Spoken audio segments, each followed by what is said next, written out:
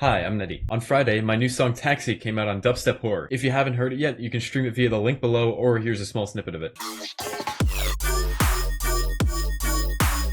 So in this video, I'm gonna break down how I made it. Let's get into it. Okay, so let's start with the main, yoink thing. Okay, so this is a really simple patch. It's literally just a saw wave with absolutely nothing on it, just some volume automation. So let's take all these effects off. Okay, so without all the effects, it sounds like this. So the first thing you have is an EQ to take out some low end. Then we have a phaser, gives it some vowel sound. And then we have a flanger, which adds some metallicness. And then we have a frequency shifter that shifts it way down. And that's what gives us that signature sound. Then we have a simple delay, which doesn't really do much, but it does add a little bit of tail to what it already has. Then we have a frequency shifter, which just takes it down over time.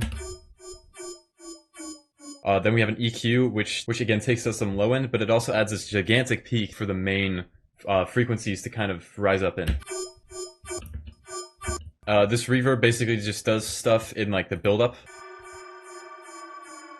Then we have an auto filter, which basically does the same thing with the build-up. It just kind of sweeps up over time. And then we have this little patch thing that plays under the entire thing. It's a simple serum patch with a sub and some noise on it, and it's being automated by this volume here. And then we have all these effects on it right here. So we just have some tube distortion, a phaser, then we have a hyperdimension for some width, a compressor for OTT, and then we have this main vowel-y thing, which is mapped to a second LFO. And yeah, that just kind of plays over top of it to give it some kind of low mids. Yeah, so without it, it sounds like this. Definitely feels like something is missing. Then we have this first hit, which is yet again basically the same patch as the main patch, except with distortion, hyperdimension, compression, and some comb filter. And then on top of that, we have an EQ to take out some low end, a fat rack to make it, well, fat.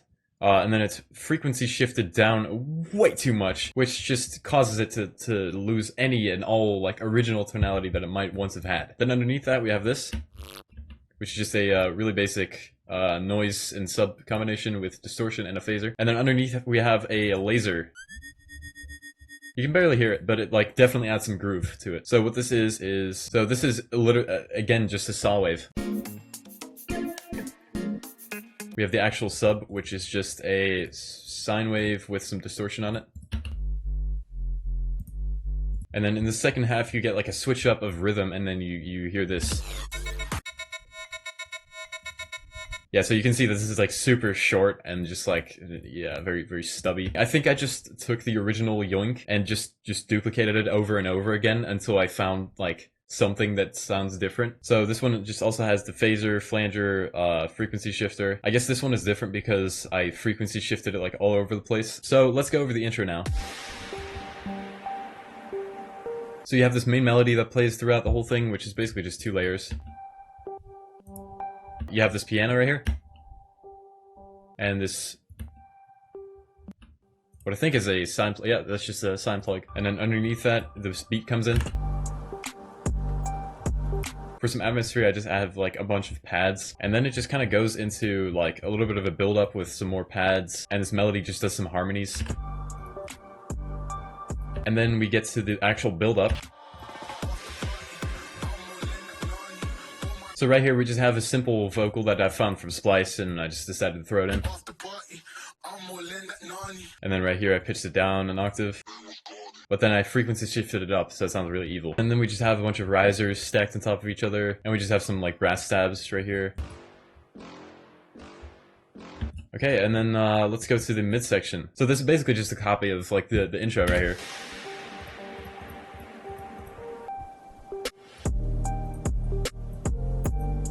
And I used the sine pluck right here, and it just does some really weird emotional stuff. And then right here we have a piano. So with that piano, I try to make sure that it doesn't clash with whatever key we were already in. And because this last chord goes out of key, I really had to make sure that it does it transitions nicely. So right here I have this little fifth chord basically. That would work because there's no minor or major to it. And that lets you transition really nicely back into the other key. And again, this just does some harmonies. and then there's just some like pads, I think, that build up. So we just have some like uplifters, some risers, whatever. And then it goes into another build up, which is the exact same build up as right here, but just with a little bit of a different rhythm.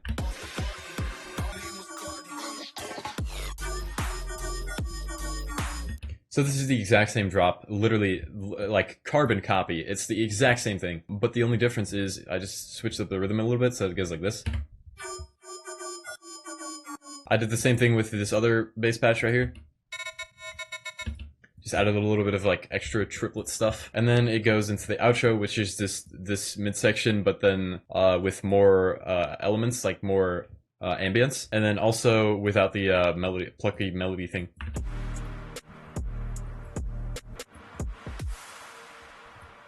And then just a standard impact, and that's the song. You might notice over here that I have some more stuff.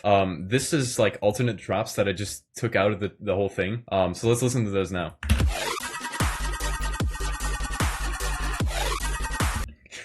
So, you know, you can hear it's pretty raw. It does not sound great in my opinion. And also I did like a 16th note switch up thing, which didn't really work. And then we just have like another alternate drop, and it sounds like this.